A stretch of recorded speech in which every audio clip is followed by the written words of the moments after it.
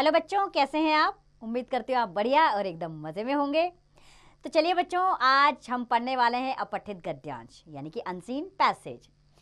तो बच्चों, हिंदी में अपठित गद्यांश कहे जाते हैं और इंग्लिश में इसे अनसीन पैसेज कहा जाता है। इंग्लिश में भी आपके पास आता होगा अनसीन पैसेज। क्या होते हैं अपठित गद्यांश? अपठित गद्यांश का अर्थ होता है जिस अनुच्छेद को पहले पढ़ा ना गया हो।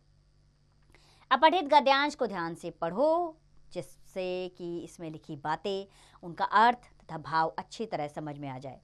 जब सभी बातें समझ में आ जाएं, तब पूछे गए प्रश्नों के उत्तर देना आरंभ करो। प्रश्नों को भी ध्यान से पढ़ो तथा इनका सही उत्तर दो।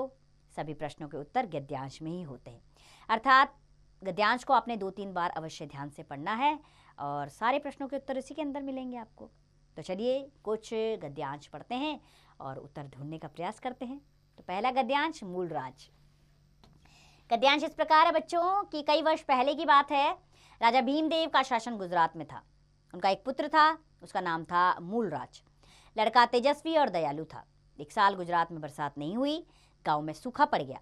एक गांव के लोग राजा को लगान नहीं दे सके। राजा के सिपाहियों ने गांव में जाकर उन लोगों के घरों में जो कुछ था सब जब्त कर लिया और उनको भी साथ लाकर राजा के सामने हाजिर किया। राजकुमार मूलराज पास ही खेल रहा था। किसान बेचारे दुखी थे और आपस में अपनी बुरी हालत की चर्चा कर रहे थे। राजकुमार ने उनकी सारी बातें सुनी। राजकुमार से उनका दुख देखा नहीं गया। मूलराज ने उनका दुख दूर करने का निश्चय किया। अब इस तरह आप 2-3 बार इस गद्यांश को पढ़ेंगे। अब प्रश्न है और उसमें 3 ऑप्शन है। सही ऑप्शन पर राइट टिक करेंगे। तो पहला प्रश्न है, राजा का शासन किस राज्य में था? Gujarat, Bengal, Punjab. Correct, first option is right, Gujarat. राजा का शासन गुजरात में था। दूसरा प्रश्न, राजा के बेटे का क्या नाम था? Dev Singh, Prahlad, Mulraj. Third option is right, Mulraj. राजा के बेटे का नाम मूलराज था। थर्ड क्वेश्चन, गांव में कैसी विपत्ति आ गई थी? सूखा पड़ गया था, भूकंप आ गया था, बाढ़ आ गई थी? फर्स्ट, सूखा पड़ गया था। ठीक है, इस तरह आपने सही ऑप्शन चुनना है और उस पर राइट टिक करना है। तो चलिए आगे बढ़ते हैं हम अगले प्रश्न की ओर। अगला प्रश्न है, किसान किस हालत में थे? दुखी, सुखी, सामान्य। किसान दुखी हालत में थे, तो फर्स्ट ऑप्शन इज राइट। प्रश्न 5, राजकुमार ने किनका दुख दूर करने का निश्चय किया? सैनिक, किसान, राजा। सेकंड ऑप्शन इज राइट, किसान। राजकुमार ने किसान का दुख दूर करने का निश्चय किया। छठा, लिंग बदल कर लिखो। इसमें लिंग बदलना है आपने। जैसे राजा का लिंग रानी, ठीक है, यहाँ लिख देंगे रानी, और राजकुमार का राजकुमारी। ठीक है, सुंदर सुंदर लिखना है बच्चों। लिखाई पर विशेष गौर करना है। सुंदर लिखोगे तभी तो अच्छा लगेगा ना। तो इस तरह ये वाला गद्यांश संपन्न हुआ। कोई दिक्कत नहीं आई क्योंकि सारे प्रश्नों के उत्तर जो थे वो गद्यांश में ही थे। अगले गद्यांश की ओर बढ़ते हैं, कहानियाँ सुनना और सुनाना। तो कहानियों का प्रचलन पुराने समय से ही है। राजा रानी, परियों की कहानी, शेर और गीदड़ की कहानी। बच्चे माँ बाप और दादा दादी को घेर कर बैठ जाते हैं और बार बार अपनी मनपसंद कहानी सुनते हैं। बड़े होने पर वे बच्चे अपने बच्चों को कहानी सुनाते हैं। फिर बड़े होकर यह बच्चे आगे अपने बच्चों को वही कहानियाँ सुनाते हैं। इस तरह कहानियों का यह सिलसिला आगे ही बढ़ता रहता है। कहानी सुनाने के भी कई तरीके होते हैं। कोई आवाज़ बदल बदल कर सुनाता है, कोई आंखें मटका कर, तो कोई हाथ के इशारों से बात आगे बढ़ाता है। सुनने सुनाने से ही कई कहानियाँ आज हम तक पहुँची हैं। ठीक है, गद्यांश को ध्यानपूर्वक पढ़ेंगे आप। उसके बाद ऊपर दिए गए गद्यांश के आधार पर नीचे लिखे प्रश्नों के उत्तर दो। तो बच्चों, इस गद्यांश पर आधारित पहला प्रश्न है कि पुराने समय में लोग किस तरह की कहानियाँ सुनते और सुनाते थे? तो पुराने समय में लोग राजा रानी, परियों की कहानी, शेर और गीदड़ की कहानियाँ सुनते और सुनाते थे। दूसरा प्रश्न है कि बच्चे कहानी सुनाने के लिए किन्हें घेर कर बैठ जाते थे? तो बच्चे कहानी सुनने के लिए माँ बाप और दादा दादी को घेर कर बैठ जाते थे। तीसरा प्रश्न है, बच्चे बड़े होकर सुनी हुई कहानियाँ किन्हें सुनाते थे? तो बच्चे बड़े होकर सुनी हुई कहानियाँ अपने बच्चों को सुनाते थे। चौथा प्रश्न है, कहानी सुनाने के कोई 2 तरीके बताओ। तो कोई कहानी आवाज़ बदल बदल कर सुनाता है, तो कोई आंखें मटका कर सुनाता है, ठीक है, और हाथ के इशारों से भी कहानी सुनाई जाती है। इन तीनों में से आप कोई भी 2 ऑप्शन लिख दीजिए। ठीक है, अगला प्रश्न 5वां, कई कहानियाँ हम तक कैसे पहुँची हैं? तो कई कहानियाँ हम तक सुनने सुनाने के कारण पहुंची हैं। छठा प्रश्न, गद्यांश से संकेत शब्द का समानार्थी शब्द ढूंढकर लिखो। समानार्थी यानी कि सेम मीनिंग वाला शब्द जिसका मीनिंग सेम होता हो। तो संकेत का समानार्थी है इशारा। ठीक है, संकेत करना अर्थात इशारा करना। कई बार हम इशारों में बात करते हैं ना, तो वही होता है संकेत और इशारा। चलिए आगे बढ़ते हैं हम अगले गद्यांश की ओर। अगला गद्यांश है कबड्डी का खेल। कबड्डी भारत का प्राचीन खेल है। इसे खेलना सभी के लिए आसान है। सभी खेलों के मध्य कबड्डी का अपना एक अलग स्थान है। इसे खुले एवं समतल स्थान में खेला जाता है। गरीब से गरीब आदमी भी कबड्डी के खेल का आनंद उठा सकता है, क्योंकि कबड्डी खेलने के लिए किसी भी उपकरण का प्रयोग नहीं होता। कबड्डी खेलने के अनेक लाभ हैं। इसे खेलने से शरीर की मांसपेशियां मजबूत होती हैं और व्यक्ति स्वस्थ बना रहता है। भारत एवं इसके पड़ोसी देशों में कबड्डी के खेल का महत्व बढ़ गया है। एशियाई खेलों में कबड्डी का खेल भी शामिल किया गया है। भारत इस खेल में अब तक सबसे आगे बना हुआ है।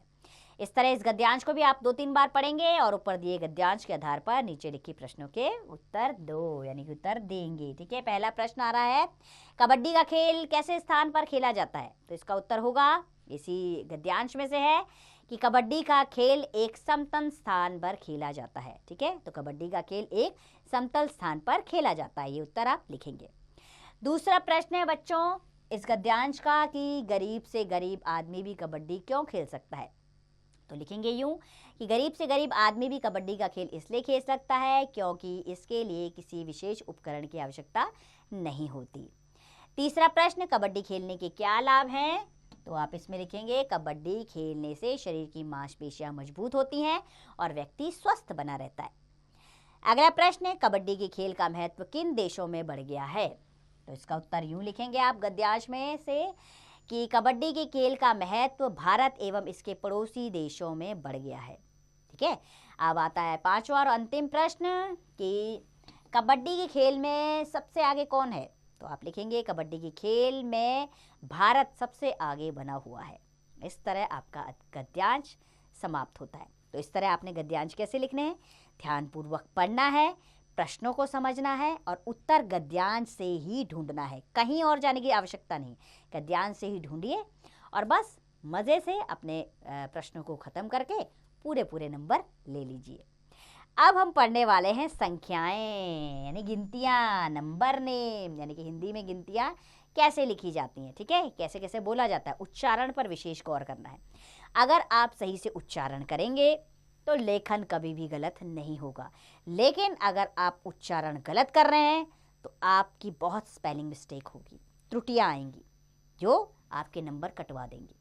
इसलिए उच्चारण पे ध्यान दीजिए। जैसे 1, 2, 3, 4, 5, 6, 7, 8, 9, 10, 11, 12, 13, 14, 15, 16, 17, 18, 19, 20, 21, 22, 23, 24, 25, 26, 27, 28, 29, 30, 31, 32, 33, 34, 35, 36, 37, 38, 39, 40, 41, 42, 43, 44, 45,